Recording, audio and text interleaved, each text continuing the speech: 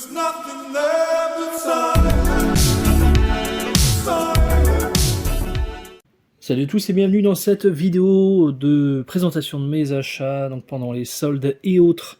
Parce que oui, on a fini par trouver quelques petites choses. Donc il y aura de la lecture, il y aura du Blu-ray évidemment, il y aura du vinyle, de la VHS, du jeu, plein de choses. Pas mal de lectures quand même. J'en ai déjà pas mal en retard, mais là ça va devenir compliqué. En tout cas, on commence avec cette solde. Donc à la Fnac, la BO du jeu vidéo des Gardiens de la Galaxie. Donc ici sorti avec un visuel Mondo. Vinyle noir, bon, après peu importe. Le visuel lui claque plutôt pas mal. J'ai aucune idée de ce que peut donner cette BO, mais bon là c'était à moins de 10 balles, donc je me suis dit allez on prend pas trop de risques, et vu comment ça part vite, tu commandes et tu réfléchis après.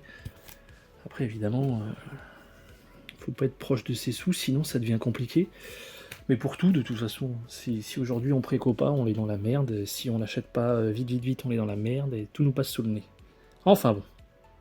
Donc ça, vous pouvez être sûr que ces vinyles-là, vous allez les retrouver sur les sites d'occasion. Donc Blade Runner, Black Lotus, BO de la série animée. Donc ici, il s'agit de Various. Donc Neon Green Vinyl. Voilà. Ça c'est pareil, toujours moins de 10 €. Toujours dans les soldes. Je voulais le revoir. Et puis voilà, il n'y avait que ça vraiment chez Cultura. Donc moins 70% sur... bon, il n'y a plus l'étiquette prix, mais sur un tarif à 15 €. Ça me l'a fait à 4 € et quelques. Donc édition The Jokers avec voilà, les cartons moches. Donc, voilà, ça sera l'occasion de le revoir. Et puis si c'est nul, bon, c'est que 4 € finalement, ça va. De la nouveauté un peu avec Kung Fu Panda 4. Parce que oui, j'aime bien cette saga. En tout cas les deux premiers, comme beaucoup de monde. Là le 4 semble être déceptif, mais bon on verra ça. Oups. Il y a quoi? Court-métrage, ok. Court-métrage, bon. En tout cas, voilà, chouette visuel. DreamWorks, c'est plus trop ce que c'était, mais bon, c'est pas grave, on fera avec. Hein. De la VHS ici avec L'Antre de la Folie, donc toujours pour la collection. Hein. Donc petit à petit, on les prend, à condition de vraiment pas mettre cher, parce que bon, clairement, ça sert à rien. Hein. C'est juste marrant à avoir, histoire d'avoir à peu près tous les formats, bien que je fasse l'impasse sur les DVD, c'est assez contradictoire tout ça, mais je sais pas, le format DVD m'intéresse pas du tout. Donc voilà, L'Antre de la Folie. Là, c'est le petit coup de gueule, ou plutôt même le gros coup de gueule. Donc j'ai précommandé ceci sur, ouais, je sais pas, KissKissBankBank, probablement. Donc Jerry Goldsmith, un orfèvre à Hollywood. Et la filmographie visuelle, pardon. Donc je l'ai reçu une semaine après tout le monde. Et en plus j'ai dû réclamer, parce que bon, allez savoir où était passé ce colis. On était censé avoir un suivi de ce qu'on m'a dit dans le message. J'ai pas eu de suivi. Enfin bon. Et puis voilà, le truc vraiment qui m'agace.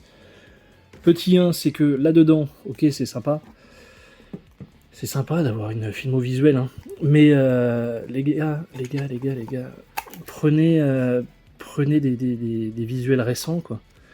Parce que depuis, il y a eu d'autres éditions et ils n'ont pas fait l'effort, quoi. Ils n'ont clairement pas fait l'effort. Donc, est-ce que c'est de la paresse ou quoi, je sais pas.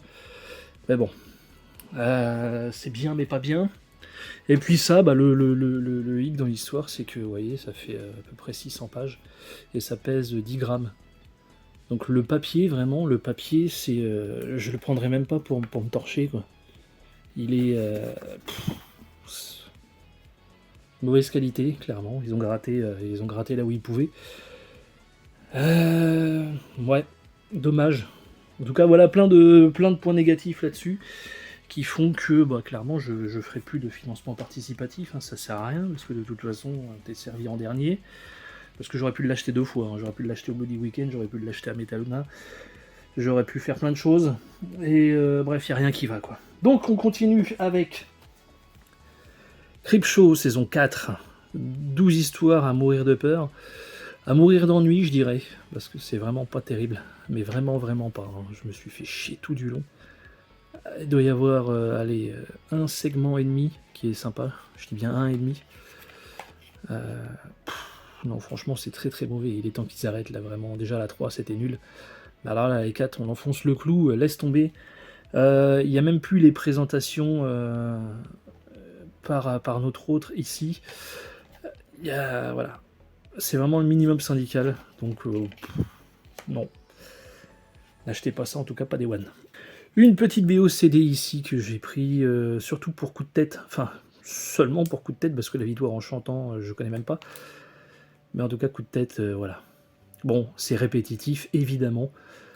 Cet air sifflé, bah, ça dure combien de temps? Ça dure 24 minutes, la BO. En tout cas, cette partie-là. Hein. Donc 24 minutes, c'est très très court. Et voilà, c'est le thème siffloté dans bien des versions. Voilà. Donc c'est vraiment parce que j'aime bien le film. Et mine de rien, cet air, je le sifflote de temps en temps. J'aime bien, j'aime bien. Une petite cassette audio, bon, ici arrivée pétée, enfin arrivée pétée, non, parce que elle était vendue comme ça. Sur la photo, c'était, on voyait que ça de toute façon. Donc voilà, je l'ai acheté en connaissance de cause, mais elle était vraiment pas chère. Donc à moi ensuite de retrouver des boîtiers nickel, ça m'ennuie un peu, mais bon, c'est vraiment fragile ces conneries là. Donc voilà, le Lost Sims 2. Barfly, avec Mickey Rourke et Faye Dunaway, donc de Barbet Schroeder, édité par ESC. Bon, là ça sera vraiment pour la découverte. Beaucoup de suppléments, beaucoup de suppléments. Donc inclus un livret de 32 pages écrit par le seul et l'unique Mark Toulek. Hein. C'est devenu un running gag cette histoire. Enfin bon, voilà, Barfly. Dites-moi ce que vous en pensez dans les commentaires. C'est gentil. En tout cas, voilà. Encore une fois, la découverte. Après 2 ans d'attente, bon. Le jeu de plateau Escape from New York. Voilà, 2 ans. Plus de 2 ans même, sur Kickstarter. Tout ça pour recevoir ce jeu qui est ô combien mal expliqué. Il y a les règles, tout ça. Je voulais faire une vidéo explicative avec les règles. Patati patata, et au final les règles m'ont cul, donc il va rien se passer. Ici nous avons le Stretch Gold Pack, donc avec un peu plus de choses.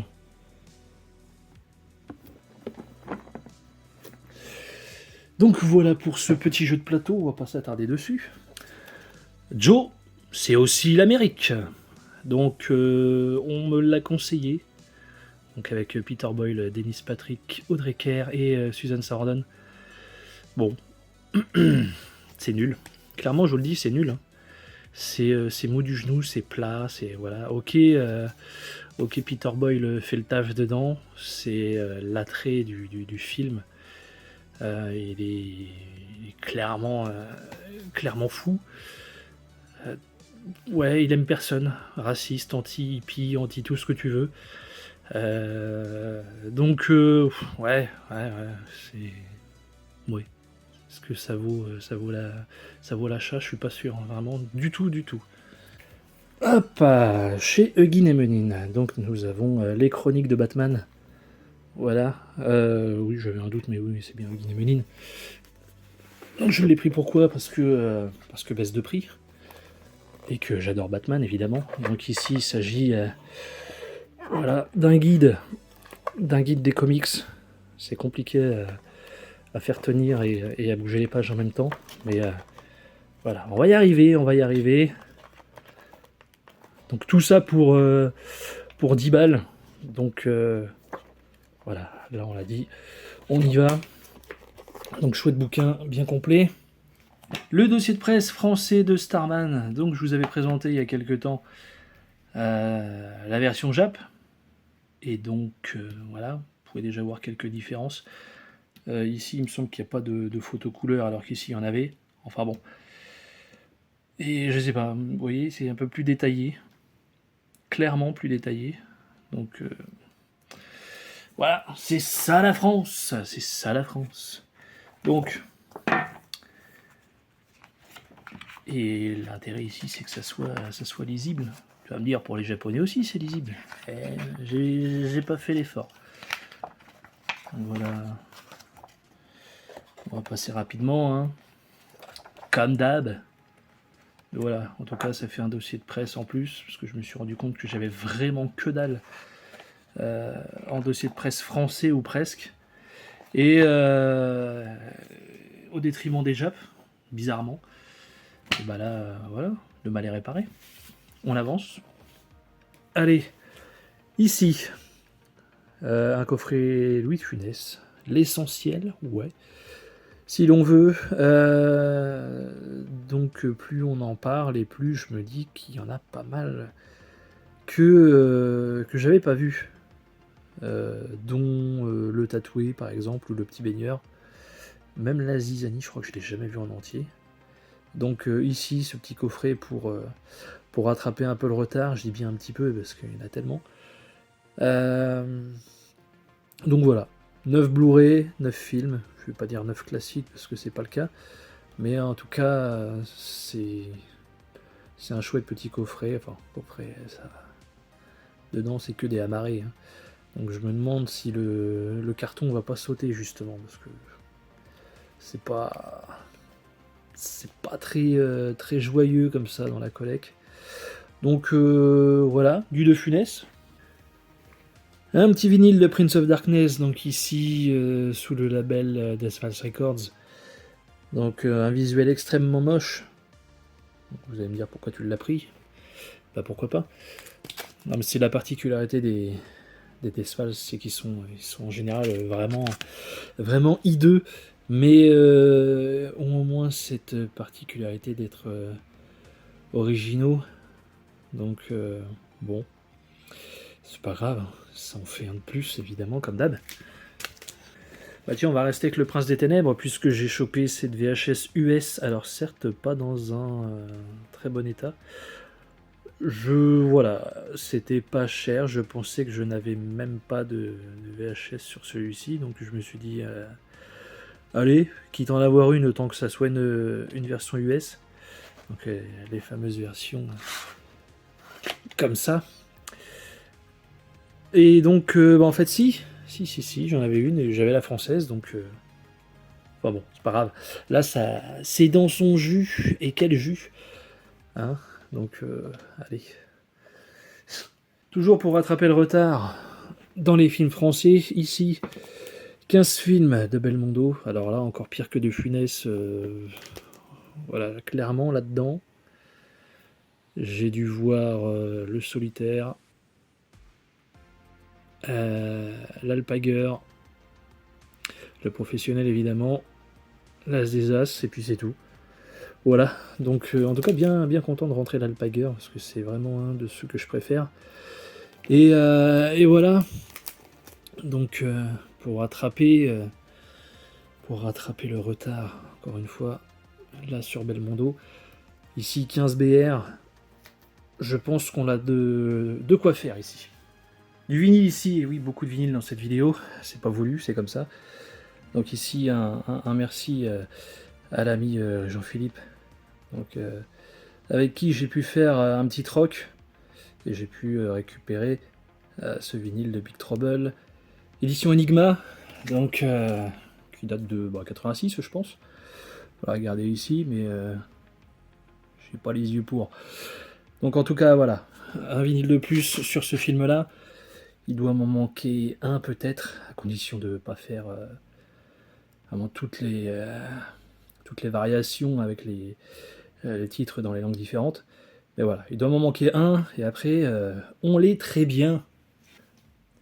Trauma, donc de Pino Donaggio, sorti chez Deathmatch Records.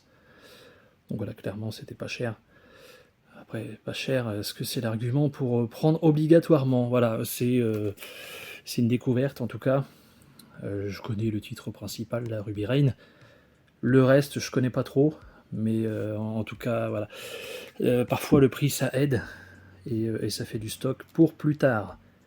Voilà donc Dario Argento's Trauma, toujours chez Deathfalls Records et toujours du Dario, mais ici avec Goblin, donc Profondo Rosso, avec une cover bien particulière. Il y a de la dorure sur tous les cercles, on voit pas forcément, mais visuel très particulier. Et donc voilà, c'est pas la meilleure de Goblin évidemment, loin de là, mais voilà, je suis quand même très fan. Du requin ici, avec Menace en eau profonde. Donc je l'ai pris sur les conseils d'un pote, hein. Il se reconnaîtra. Donc si c'est de la merde, bah tu vas entendre parler du pays, mon salaud. Donc voilà, du mariage de rêve au cauchemar en pleine mer. Bon, rien de nouveau sous le soleil, mais voilà, curieux de voir ce film attaque de requin. L'arriviste ici en 4K avec Matthew Broderick et Reese Witherspoon. Donc ce film inconnu au bataillon pour moi, j'en ai entendu parler évidemment, en tout cas inconnu dans le sens où je ne l'ai jamais vu, donc ça sera pure découverte. Je me demande encore l'intérêt d'une sortie 4K pour un titre comme ça, après pourquoi pas, hein, mais ouais. Comment choisissent-ils les films? On ne le saura jamais. En tout cas voilà, l'arriviste pour la découverte. Une petite BO là, CD, The Fog, bon, je l'ai prise parce que il faut que je compare avec une autre version que j'ai. Apparemment, celle-ci se rapprocherait le plus de la version film. Voilà. Donc curieux qu'on mette un peu plus en avant Jamie Lee Curtis plutôt que Adrienne Barbeau. Donc bon, c'est un parti pris, on l'accepte. Mais c'est bien dommage. En tout cas, voilà, une petite tracklist, 14 pistes. La 14e piste est une interview de Jamie Lee Curtis, justement. Eh bien, voilà, un de plus, comme toujours. Le King Kong de John Guillermin, voilà, ici en 4K, avec une cover plutôt sympa, je trouve. Donc, celui avec Jeff Bridges et Jessica Lange. Et bah voilà, on profite des petits prix parce que le steelbook français lui était vraiment pas pas beau, hein, on va pas tortiller. Il était même dégueulasse pour en rajouter. Donc voilà, ici uniquement en disque 4K, donc ça suffit bien. Mon nom est personne, ici dans la ressortie chez Studio Canal. Il y avait un steelbook, je crois TF1, donc évidemment, disque défectueux. Et même avec ça, les mecs, ils le vendent à prix d'or. À quel point les gens sont vraiment abrutis. Donc quand t'es spéculateur, c'est jusqu'au bout de ta bêtise. Donc voilà, avec pas mal de bonus quand même. Hein. Nobody's Perfect, 55 minutes. Tonino, Valérie et le western, 12 minutes. Autour de Sergio Leone, 49 minutes. Et un commentaire audio du réal Tonino Valérie. Voilà. Donc pour un Blu-ray simple, franchement, 15 balles. Vous l'avez même dans les OP. Donc ça fait plus que le taf là. Je l'avais loupé il y a quelques mois chez Dose. Bon, il était à 2-3 balles, je crois, je sais plus. Bon, ici 15 balles, mais c'est pas grave. Donc je n'avais ni le 1 ni le 2 en 4K. En plus, je les avais dans des éditions. Voilà, j'avais le 1 dans le steelbook, le 2 en amarré. Là, j'ai le 3 en steelbook. Donc voilà, ça sera raccord avec le 3. Et puis, c'est tout. Même si ce steelbook est très discutable. Bon, 15 balles, ça va. Flagellation. Donc ça, c'est un Blu-ray qu'on m'a gentiment donné. Donc Thibaut, si tu passes par là, un petit coucou, merci à toi. Voilà, ça fera un film de plus à découvrir. De bons retours là-dessus, donc hâte de voir ça. En tout cas, le titre et l'affiche, c'est prometteur. Body Double, donc chez Waxwork Records, ici, donc en vinyle, par Pino Donaggio, avec une chouette affiche. avec ici une bonne gueule bien grêlée, comme on les aime. Donc ça c'est nickel. Voilà. Nous avons ici, parce qu'on a profité, alors on a profité des soldes entre guillemets chez Waxwork. Donc voilà, tout était à moins 50. J'ai pris uniquement ce qui me plaît évidemment, sinon ce serait stupide. Mais en tout cas voilà, il y avait quasiment tout des vendredis 13. Mais j'ai pris que celle que j'apprécie, soit la première, et évidemment, tout comme le film, c'est ma préférée, la Jason Lives. Donc le part 6. Donc ici c'est un double LP. Et toujours des visuels très chouettes. Death Stranding, ici en édition Director's Cut, donc par Hideo Kojima. Et bah c'est du Kojima, hein. Voilà, j'ai dû faire 3 heures de jeu. J'ai joué dedans une demi-heure à tout péter, parce que c'est que de la cinématique, du blabla. Après c'est intéressant, hein. Mais on verra sur le long terme, en tout cas, bon, c'est une expérience, c'est plus un film qu'un jeu finalement. Mais voilà. En tout cas, la réalisation est au top. La dernière VHS box de Bloodsport, donc il me manquait avec ce visuel, c'est chose faite. Je rassure tout le monde, ou pas, hein. Mais en tout cas, je ne l'ai pas payé à un prix de malade auprès de ces, encore une fois, de ces bons vieux spéculateurs de merde qu'on peut voir ici et là. Donc voilà, pour Bloodsport, on en a fini. Et on va rester dans la VHS box non, VHS Tokor, avec le Ghost of Mars. Voilà. Donc ici, il semblerait une version locative, puisque spécimen, puisque autorisé à la location. Je pense que ce sont de bons indices pour dire que c'est une version locative. Donc voilà. Je pense qu'en termes de VHS, on doit être pas mal, même s'il m'en manque évidemment. Mais voilà, petit à petit, on les a tous. Évidemment, ça ne sert à rien, hormis de prendre de la place, hein. Mais voilà, quand on les fan, on les fan. Last Action Hero ici en édition expanded, donc composée par Michael Kamen.